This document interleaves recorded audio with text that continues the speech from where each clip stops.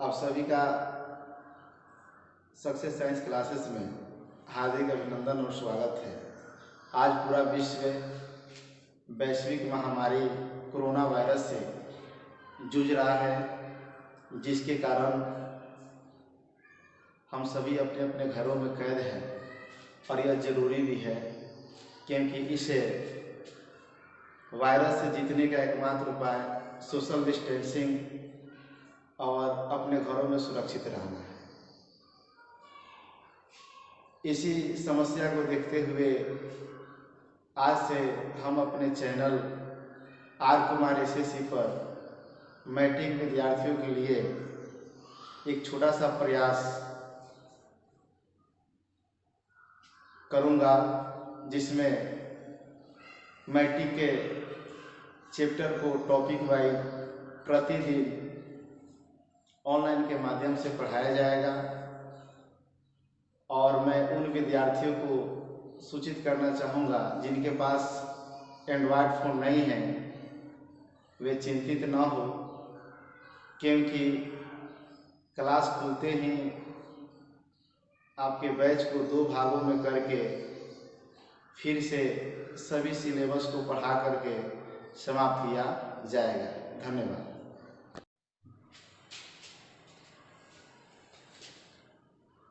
आज हम फिजिक्स का दूसरा चैप्टर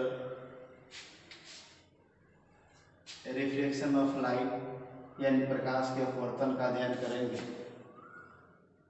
इसका पहला चैप्टर हम लोग क्लासरूम में पढ़ लिए थे, इसलिए उसको आज पढ़ना उचित नहीं है। आज हम प्रकाश के अपवर्तन के बारे में विस्तार से समझेंगे। और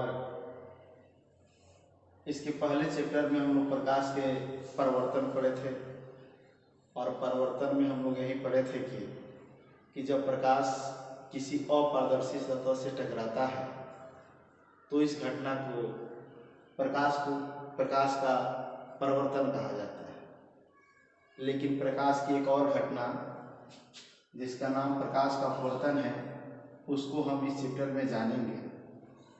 और एक बात और है कि मैं यह दावा नहीं करता हूँ कि बेहतर हूँ, लेकिन इतना दावा जरूर करता हूँ कि आपको बेहतर समझाने का प्रयास करूँगा।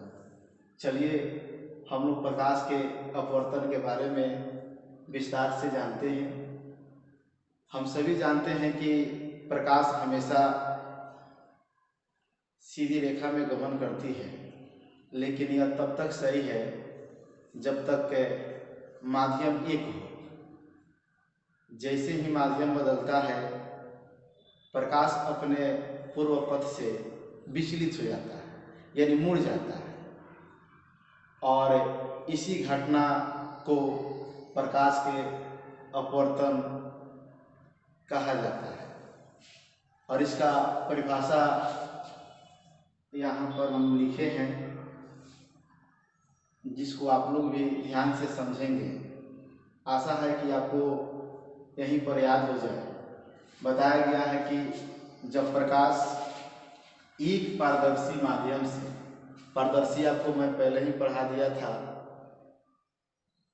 जिससे प्रकाश आर पार हो जाए, यानी फिर एक बार ध्यान दीजिए कि जब प्रकाश एक पारदर्शी माध्यम से दूसरे पारदर्शी माध्यम, यानी दोनों माध्यम जो हो जाना चाहिए पारदर्शी होना चाहिए, तो एक बार और फिर जब प्रकाश एक पारदर्शी माध्यम से दूसरे पारदर्शी माध्यम में प्रवेश करता है, यानी गमन करता है, तो वह अपने पूर्व पथ से विचलित हो जाता है, यानी मुड़ जाता है।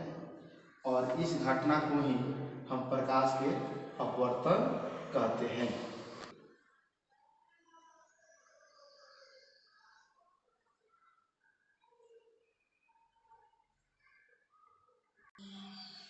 अब हम इस घटना को चित्र के माध्यम से समझेंगे। आप लोग भी ध्यान से देखिए। सबसे पहले हम एक सरल रेखा लेते हैं और सरल रेखा से माध्यम को हम अलग कर लेते हैं। जैसे ऊपर हमने हवा का संकेत बना दिया।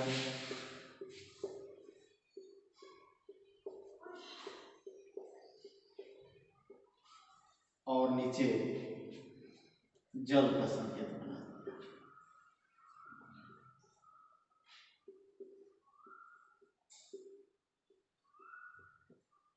और यह रेखा जो है दोनों को अलग कर रहा है। तो यहाँ पर हम लिख देंगे हवा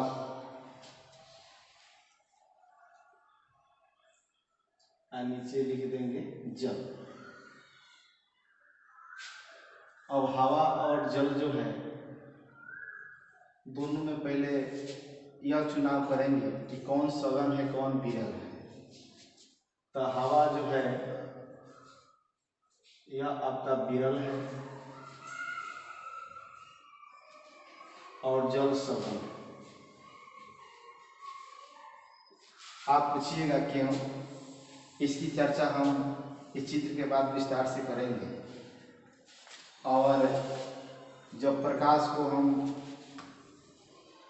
तिरछी सतह पर लाते हैं तो इसको जाना चाहिए इस रास्ते से, यानी सीधे। लेकिन जैसे ही माध्यम चेंज होता है यह हल्का सा मुड़ जाता है। इस पर हम अभिलंब खींच लेते हैं।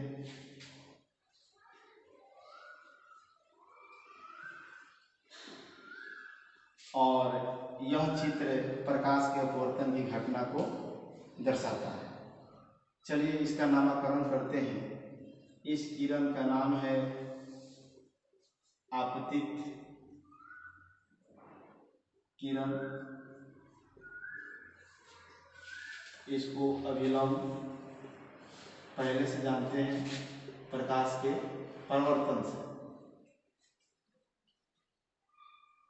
यह किरण अपवर्तित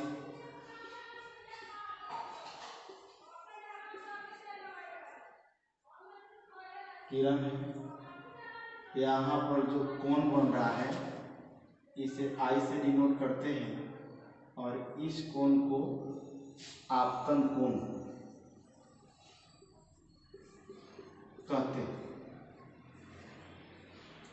एक यहाँ पर भी कोण बढ़ रहा है अभिलंब और अपवर्तित किरण के बीच। इसे छोटा r से डिनोट करते हैं और इसको हम अपवर्तन कोण कहते हैं। एक ग्राउंड चित्र के माध्यम से हम लोग समझेंगे कि यह जो किरण आई और सतह पर यहाँ पड़ी, इसको जाना चाहिए सीधे, लेकिन जैसे ही माध्यम चेंज हुआ अपने अब पहले वाले पथ से मुड़ गए। और इसी घटना को हम प्रकाश के अपवर्तन के नाम से जानते हैं। आप सभी इस चित्र को नोट करेंगे, नोट कीजिए।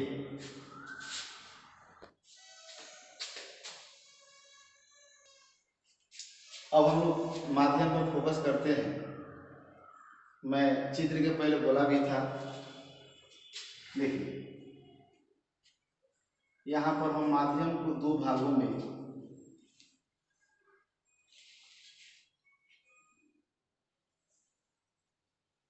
डिवाइड करते हैं। एक आपका विरल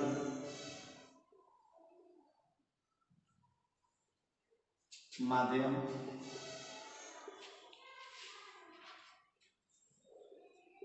एक सघन माध्यम। इसको भी जान लेना जरूरी है। अब विरल माध्यम जानेंगे।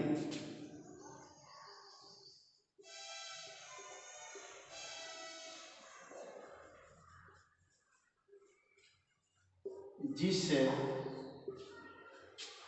माध्यम में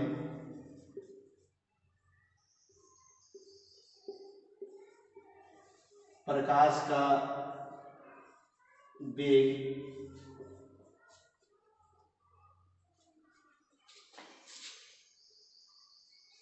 अधिक हो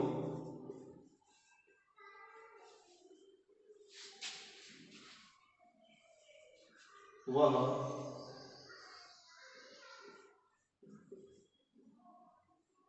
विरल माध्यम कहलाता है।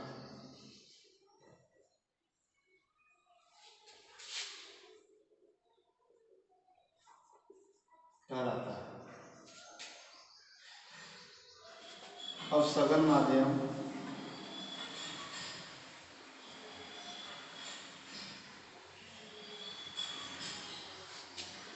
जिसे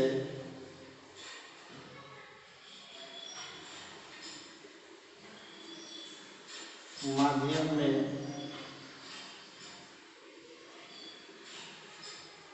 प्रकाश का वेग कम,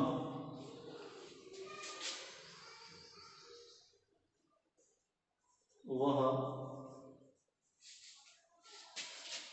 सघन माध्यम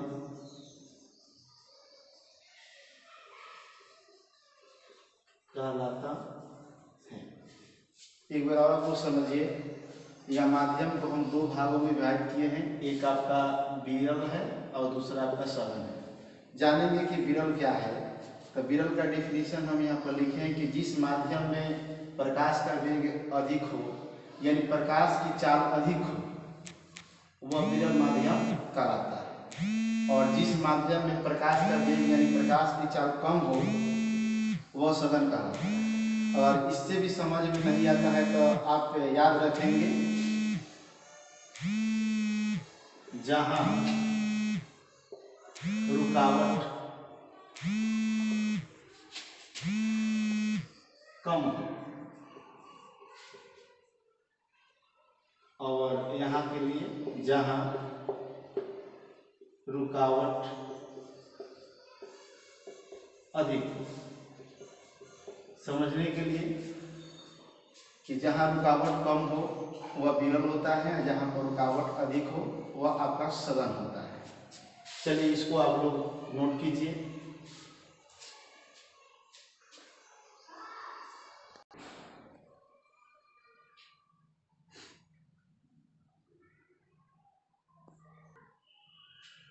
अब इसको हम उदाहरण से समझते हैं। जैसे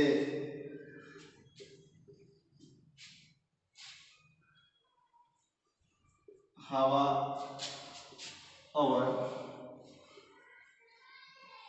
जल, इसमें हम लोग चयन करेंगे कि कौन सघन है और कौन विरल है। तो आप भी समझ रहे हैं कि हवा और जल में प्रकाश किसमें तेजी से गमन करता है। पहले वाला चैप्टर में हम लोग जाने थे कि निर्वात में प्रकाश की चाल सबसे अधिक होती है और हवा में उससे थोड़ी सी कम होती है, लेकिन उसी के लगभग में हम लोग मानते हैं। तो यहाँ यह भी साबित होता है कि जल की तुलना में हवा में प्रकाश की चाल अधिक होगी। और अभी हम लोग लिखे थे परिभाषा में कि जिसमें प्रकाश की चाल अधिक हो वह विरल होता है। यानी इससे हम लोग यह सिद्ध किए कि यह हवा जो है जल की तुलना में विरल है और जल आपका जो है हवा की तुलना में क्या है, सघन है। और एक और मैं समझने के लिए रुकावट की बात कर रहा था। ऐसे भी आपसे बोला जाए कि हवा और जल में किसमें ज़्यादा रुकावट है, आप करके देखिए या जानते भी होंगे तो आप बताएंगे कि इसमें अधिक रुकावट,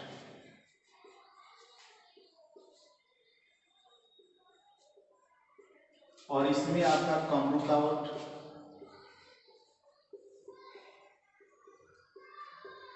इसलिए इसमें अधिक रुकावट है तो यह आपका सघन है, इसमें कम रुकावट है तो यह आपका विरल है। इसको भी आप लोग नोट कर लें।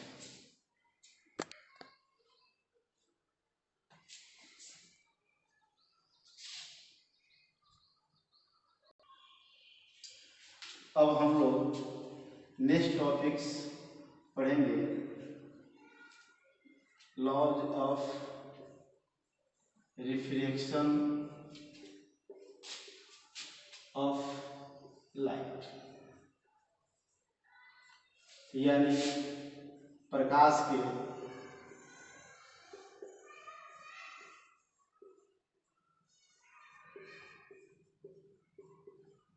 अपवर्तन के नियम।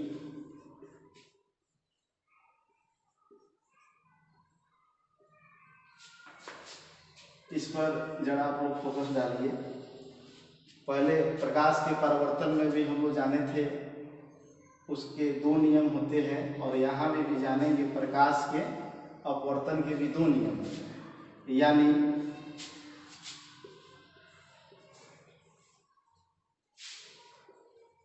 प्रकाश के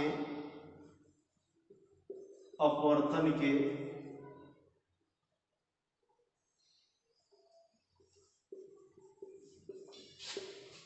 दो नियम होते हैं।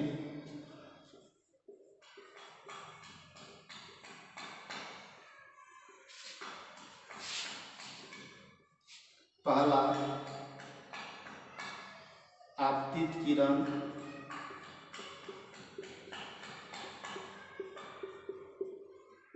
अपवर्तित किरण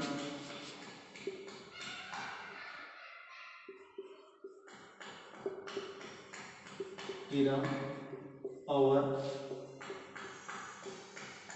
आपतन बिंदु पर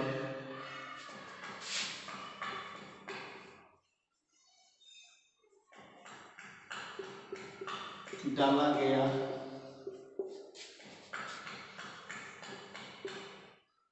अभिलंब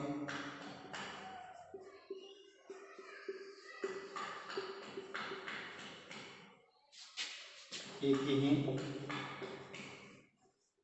सतह पर होते हैं। और दूसरा नियम है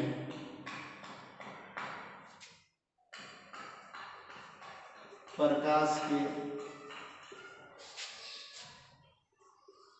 किसी विशेष वर्ण के लिए आपतन कोण की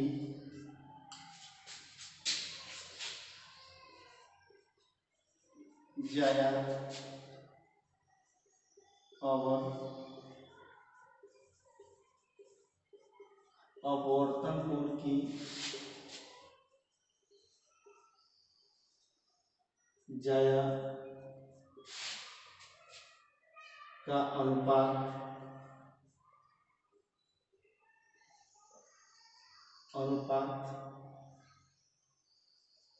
दो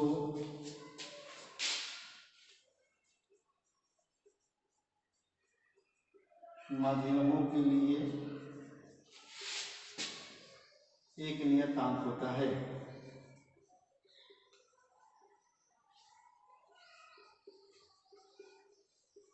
एक बार और समझिए, प्रकाश के अपवर्तन के दो नियम होते हैं।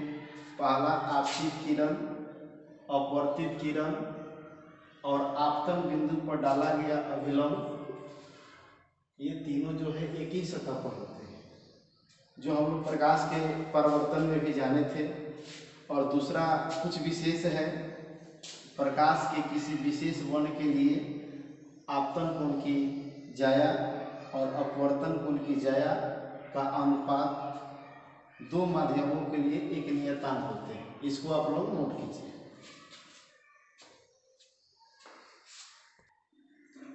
इस वीडियो को आप बार बार देख करके इसे नोटबुक को नोट भी कर लेंगे। इसके बाद हम इसका अगला वीडियो अगले दिन लाएंगे। इसके लिए आप सभी का धन्यवाद।